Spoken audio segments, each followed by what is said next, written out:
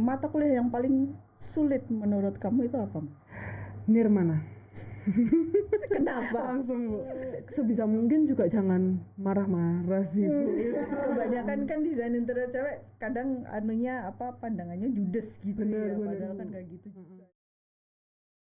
Halo teman-teman, kembali lagi dalam podcast kita kali ini Inside Interior dengan topik nongkrong bareng alumni. Topik kita kali ini adalah bagaimana kita bisa membedakan antara expectation versus reality berkuliah di desain interior. Untuk topik kali ini dibawakan secara langsung oleh seorang guest spesial, yaitu adalah angkatan pertama dari desain interior BINUS Malang. Nah, dari bergadang ngerjain maket sampai menghadapi klien pertama, perjalanan jadi interior itu nggak selalu mulus, tapi justru itulah bikin ceritanya jadi menarik. Nah, nggak perlu lama-lama, kita kenalan dulu yuk sama guest lecturer kita kali ini. Halo semuanya, perkenalkan nama aku Melani. Aku dulu mahasiswa desain interior BINUS Malang, lulus tahun 2022. Saat ini bekerja sebagai interior design consultant. Oke, untuk kali ini aku manggil dirimu pakai Kak Mel atau Mel aja nih? Mel aja Bu. Oke, Mel aja. Udah nggak usah kaku-kaku lah Mel. Ya, oke. Di topik kita kali ini itu kan kita bahas ya tentang expectation versus reality. Ya. Kamu berkuliah di desain interior. Nah, dirimu itu kan hitungannya angkatan pertama ya Mel. Bener ya? Bu, yang di Malang ya Bu ya, BINUS Malang, angkatan pertama. Gitu. Bisa nggak kamu ceritain awal mula kenapa kamu memilih akhirnya tercemplung masuk ke desain interior, terus bagaimana kesan-kesanmu saat kamu berkuliah di desain interior BINUS Malang gitu Mel?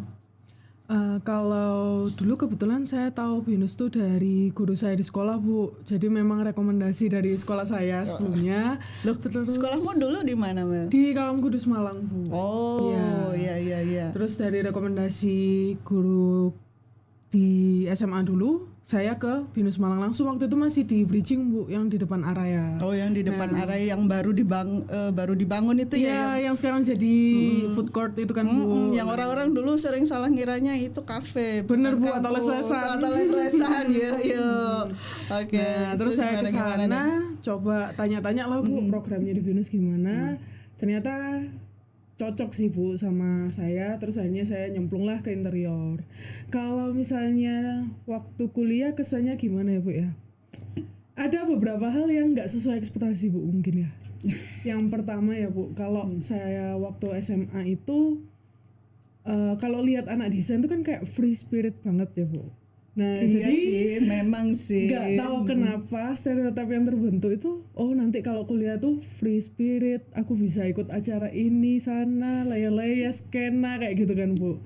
Tapi ternyata waktu masuk nggak free spirit kayak gitu sih Bu jatuhnya. Ternyata kalau di interior kan kita masih ada sisi teknisnya ya Bu ya. Jadi kalau gambar pun harus ada aturannya, harus presisi, ada hitungannya dikit-dikit lah Bu, sesuai materialnya kayak gitu sih.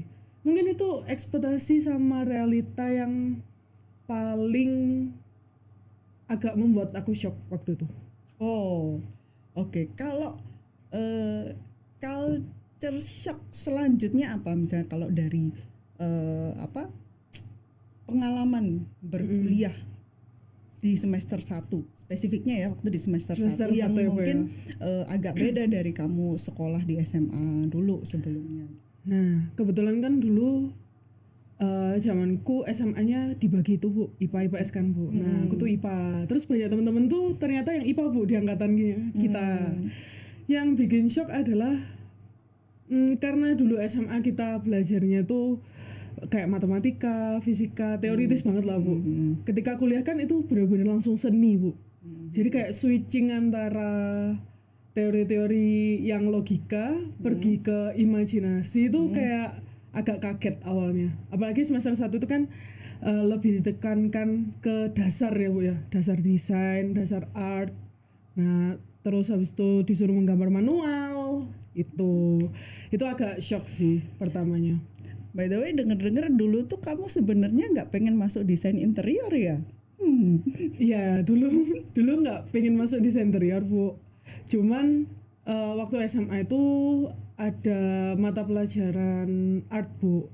Nah, saya lupa antar kelas 11 atau kelas 12 tuh diajarin tentang menggambar teknik. Nah, saya masuk ke situ, Bu. Ke pilihan gambar teknik. Jadi paling nggak waktu SMA ada gambarannya lah. Nanti kalau semisal nggak keterima di jurusan pertama saya, mungkin saya masih bisa ke jurusan yang ada gambar tekniknya. Nah, berarti kan ini desain interior kan sebenarnya adalah pilihan keduamu ya. Benar.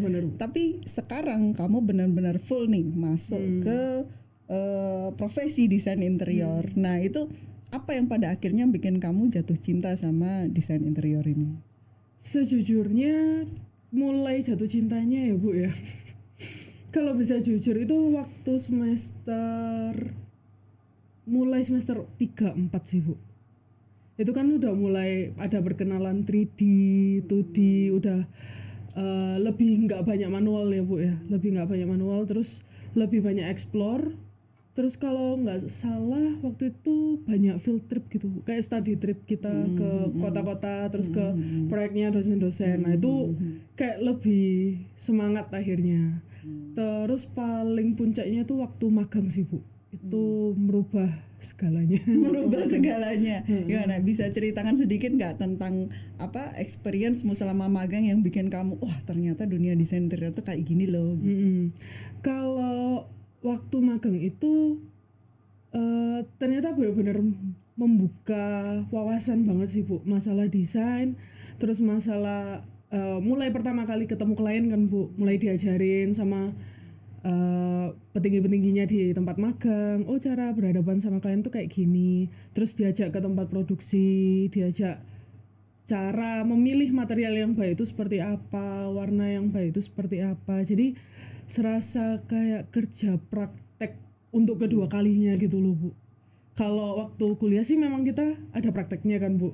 Tapi kan belum pernah berhadapan klien langsung kan, Bu. Nah, kalau ini tuh menurutku lebih terbuka lagi gitu, Bu. Kayak banyak yang bertemu orang-orang baru. Terus habis itu kan tipikalnya bukan sama semua gitu, Bu, orangnya. Jadi new experience banget sih itu, Bu.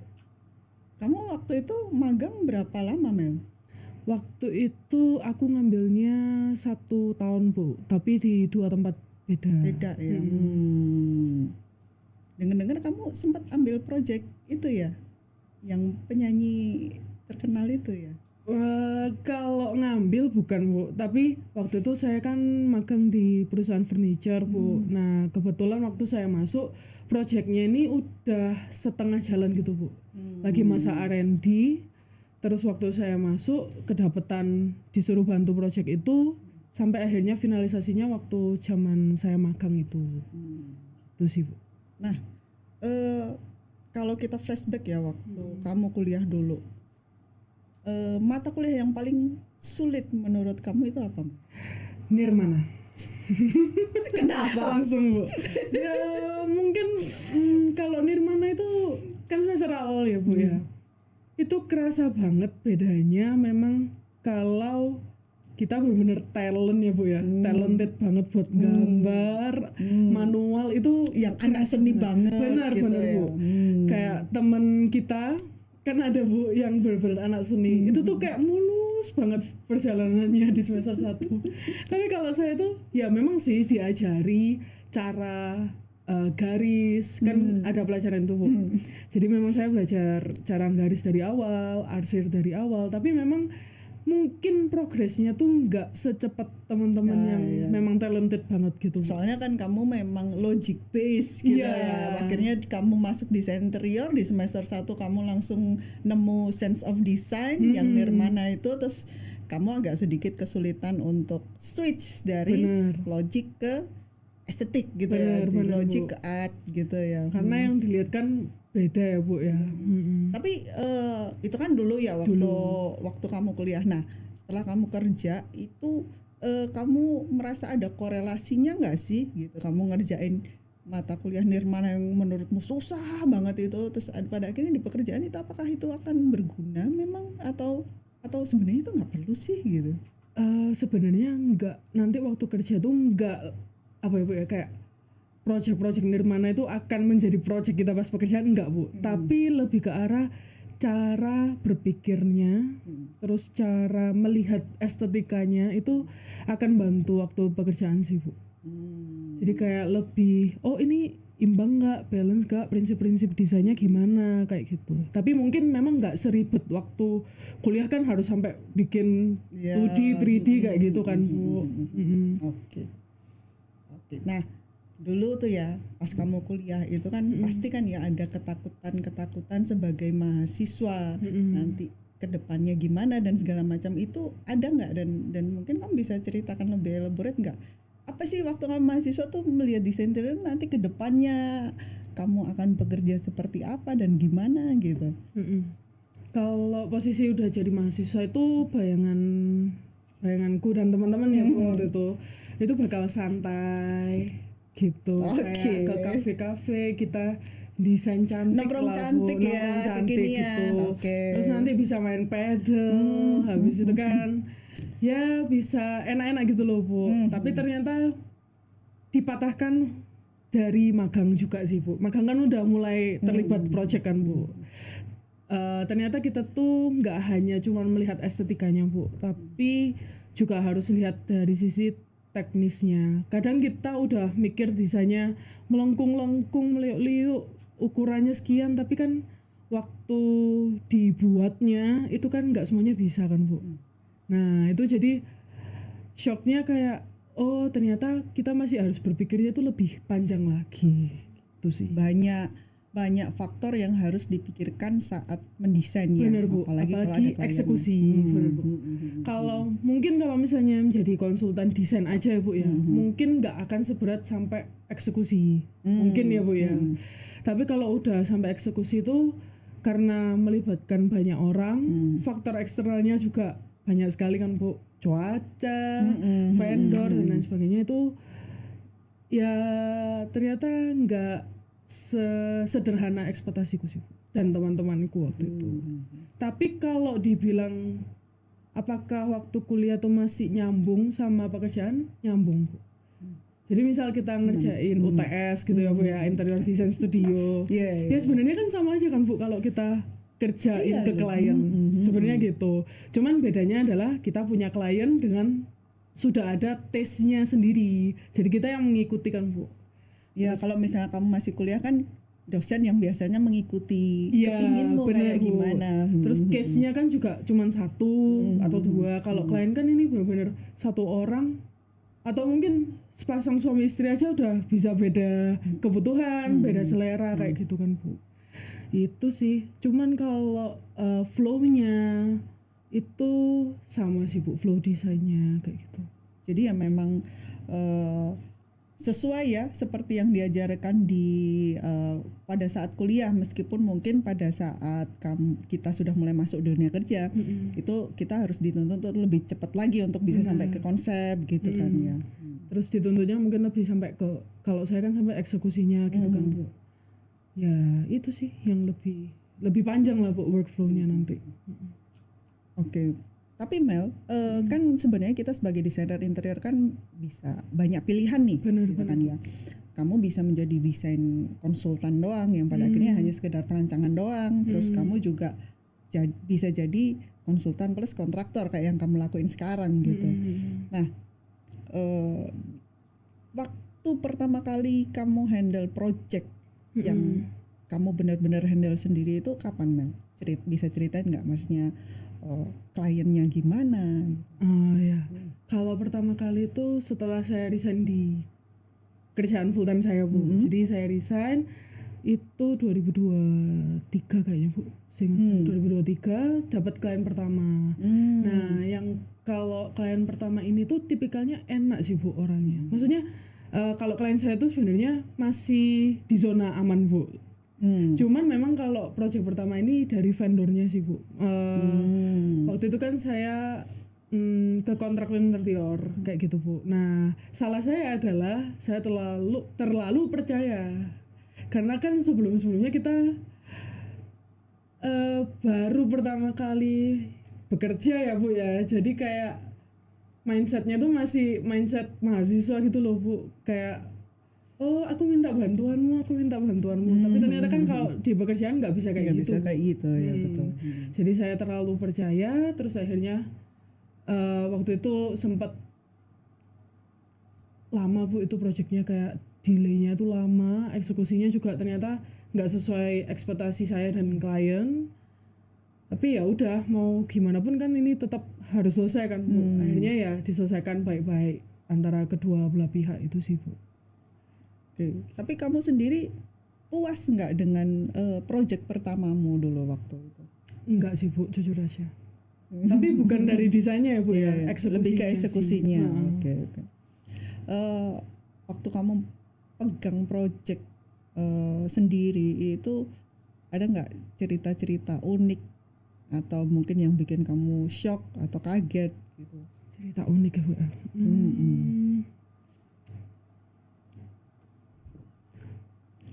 Oh mungkin kalau masalah tukang sih Bu. Oke, gimana Kalau itu? saya kan, aku nih ya Bu ya, aku dulu mikirnya kayak oh semua tukang tuh pasti bisa ngerjain semuanya. Tapi ternyata di lapangan kan meskipun kita hire kontraktor pun, tapi kan aku sering lihat kan Bu, kayak tukang-tukangnya, oh ternyata tukang SPC itu ada sendiri, tukang ini tuh ada sendiri, tukang itu ada sendiri.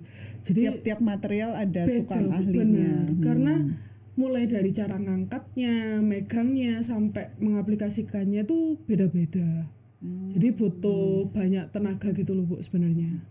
Nah kalau saya kan kebetulan rumah tinggal Bu, memang mungkin nggak sekompleks retail, hotel atau apa, tapi dari yang rumah tinggal aja saya udah kerasa Bu, ternyata oh unik ya, ada tukang yang khusus SPJ doang, tukang yang khusus benerin apa kayak gitu. Ya soalnya kan memang kalau zaman sekarang yang rata lebih banyak material itu yang dia punya teknik pemasangan yang khusus ya Mel ya.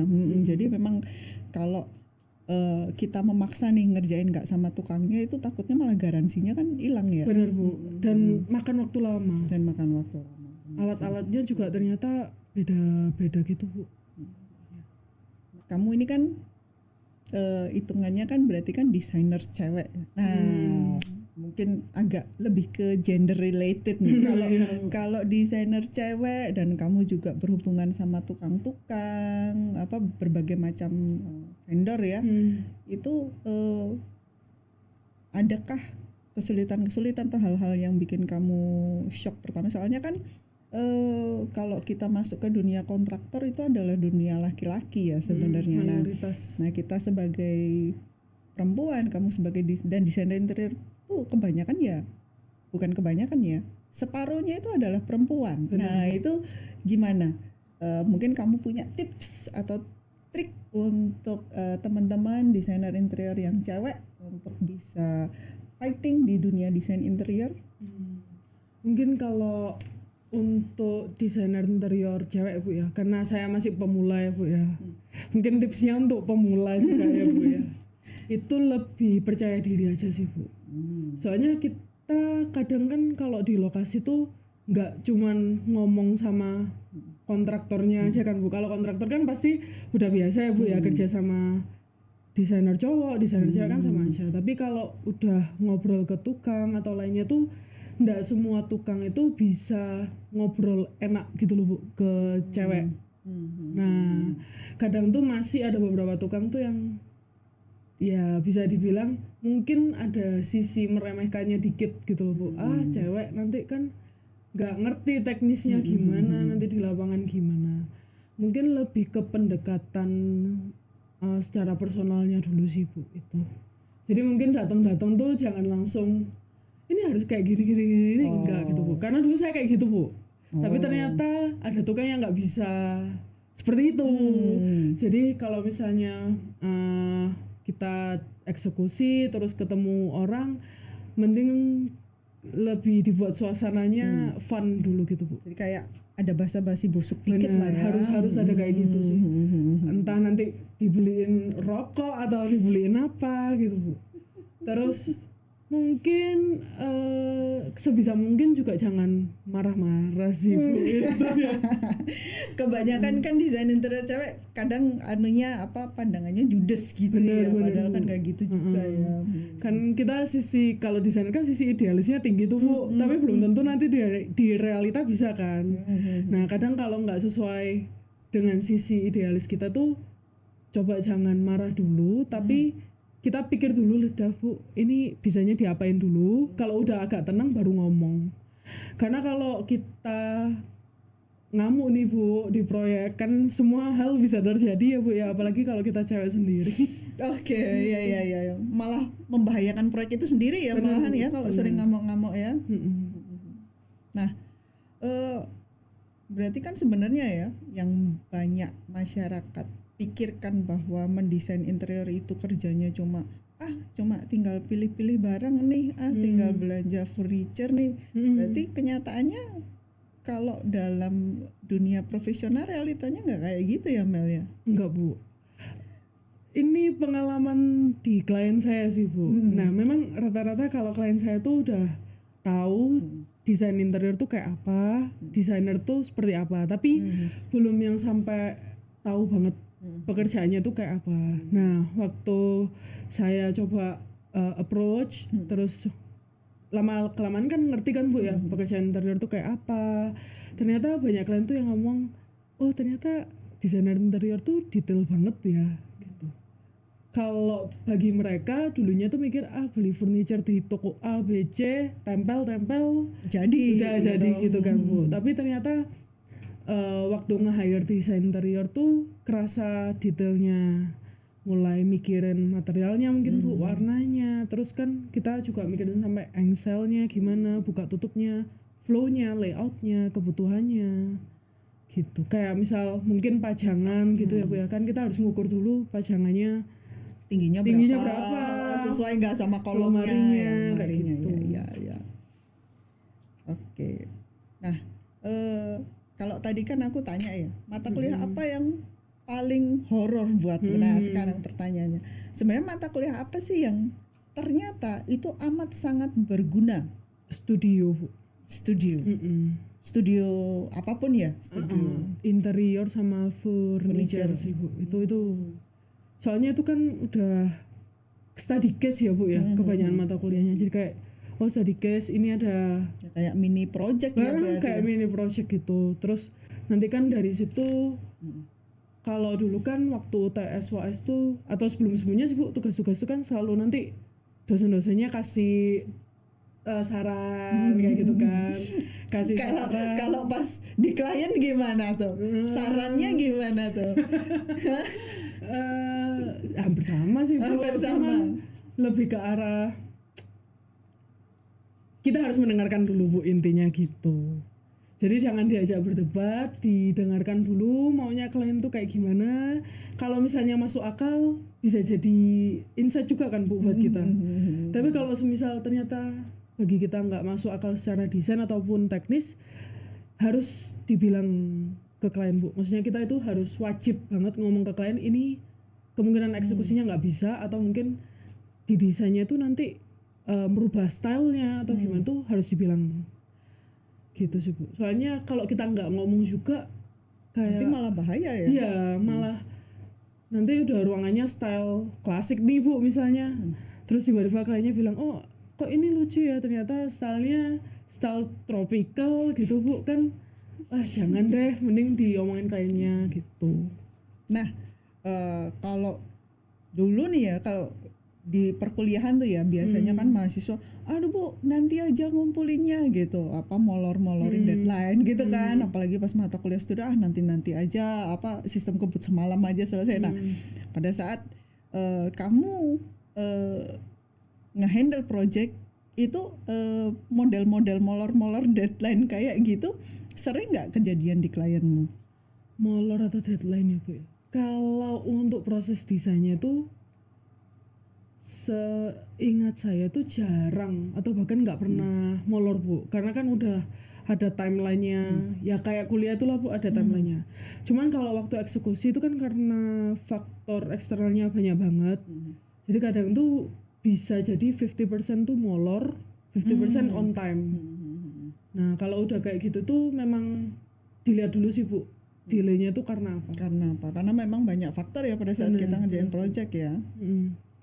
Cuman kalau untuk proses desainnya sih lebih baik on time ya Bu ya, karena itu kan meminimalisir juga nanti waktu eksekusinya Bu. Kalau semua udah mateng di awal, eksekusinya cepat masuknya, itu bisa dengan cepat dilihat gitu Bu, oh ini harus direvisi apa aja.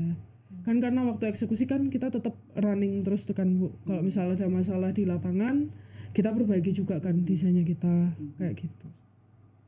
Oke, nah sekarang aku mau tanya nih, kan kita ngomongin soft skill and hard skill ya. Kalau soft skill kita ngomong tentang kemampuan komunikasi, kemampuan negosiasi, baik sama klien, sama tukang, kontraktor apa segala macam. Nah, menurutmu antara soft skill, kemampuan untuk komunikasi negosiasi itu sama kemampuan untuk 3D, menggambar 3D, presentatif, modeling yang bagus, itu pentingan mana sih? Atau dua-duanya sama penting? Menurutku ya Bu ya, kalau melihat pekerjaanku dan teman-teman, dua-duanya itu penting sih Bu. Semisal pun kan ada teman saya yang memang 3D artist gitu ya Bu ya, memang jobnya di belakang layar banget lah Bu, nggak ketemu klien karena memang full rendering image kayak gitu-gitu. Tapi tetap harus punya soft skill, paling nggak disiplinnya, terus cara negosiasi juga kan Bu, ke atasannya atau gimana. Karena kan kalau di dunia kerja kita nggak bisa sendiri ya Bu ya, sesendiri-sendirinya pasti masih ada satu orang yang kita ajak kerja gitu loh Bu. Jadi kalau bisa dua-duanya tuh sejalan bareng sih Bu gitu.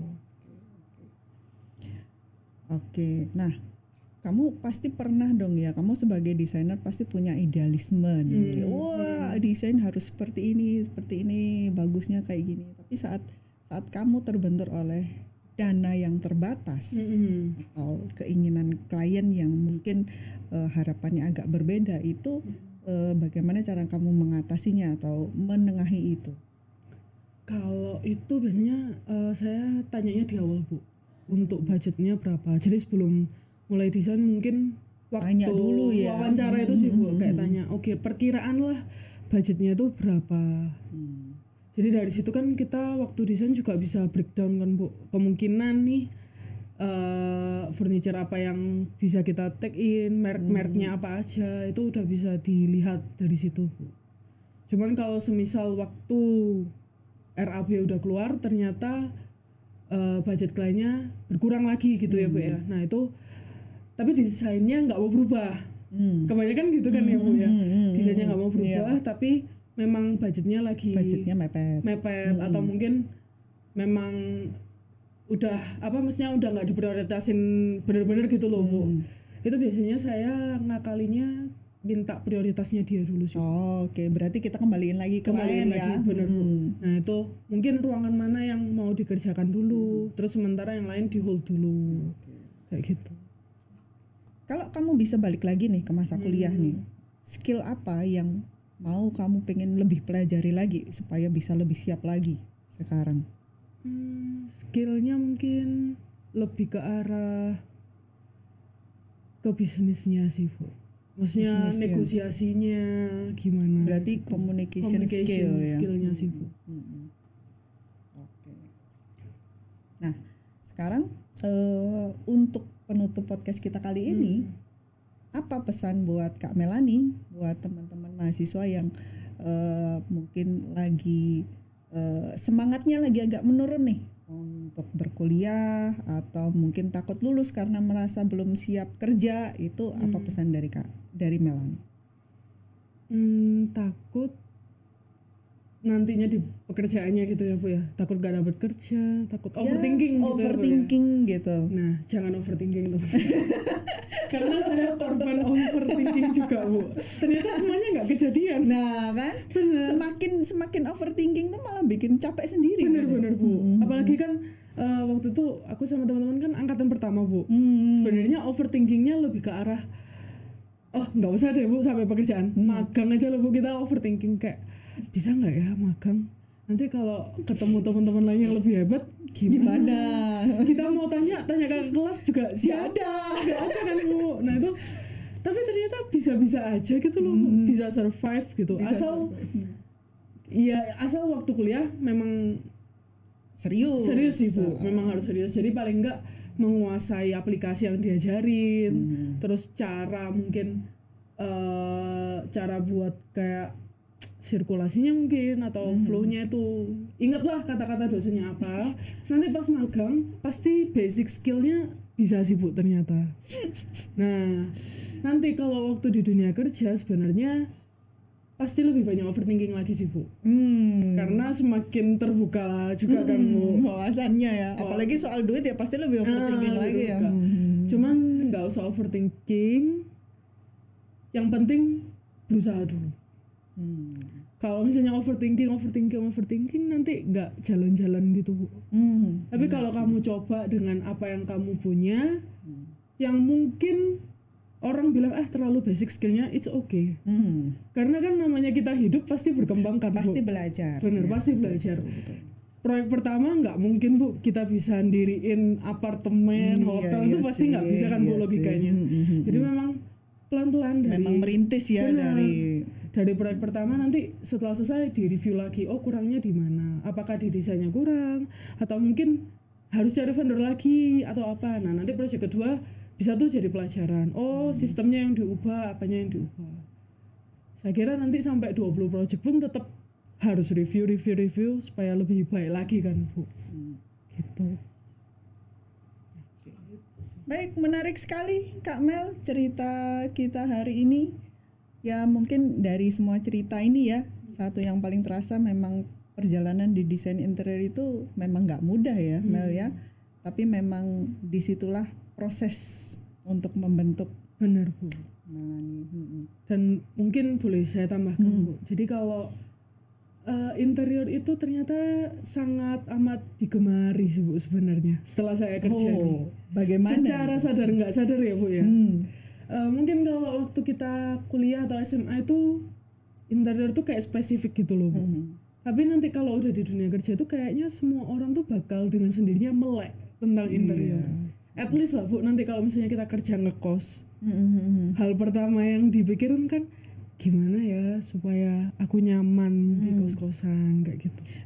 Karena memang zaman sekarang, zaman itu juga ya, orang udah paham tentang mental health, orang paham tentang keindahan visual, orang sudah mulai lebih ngerasain, lebih mementingkan experience atau pengalaman saat mungkin misalnya kamu lagi jalan-jalan di kafe atau di mana gitu kan ya.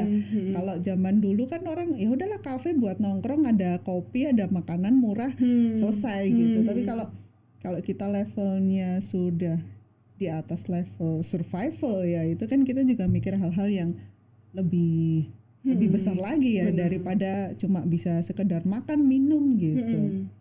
Dan pekerjaan interior tuh semakin kesini tuh banyak yang minat Bu. Meskipun bukan lulusan interior pun sekarang udah pada nyemplung semua ke interior. Iya memang sih, memang. Nah berarti Melanie sendiri sudah cukup mencintai pekerjaan dunia ini dong ya? Iya, bisa dibilang seperti itu sih. Bisa dibilang seperti itu. Sudah mulai mencintai gitu. Mencintai. Demikian mungkin sedikit cerita dari Melanie, angkatan pertama dari Desain Interior Binus at Malang. Buat kamu yang sedang mempertimbangkan jurusan ini, mungkin pertanyaannya bukan lagi apakah ini mudah, tapi apakah ini sesuatu yang bisa kamu jalani dan kamu bisa tumbuh, berkembang, dan sukses di dalamnya. Karena pada akhirnya setiap pilihan punya ceritanya masing-masing, tinggal kamu mau mulai dari mana.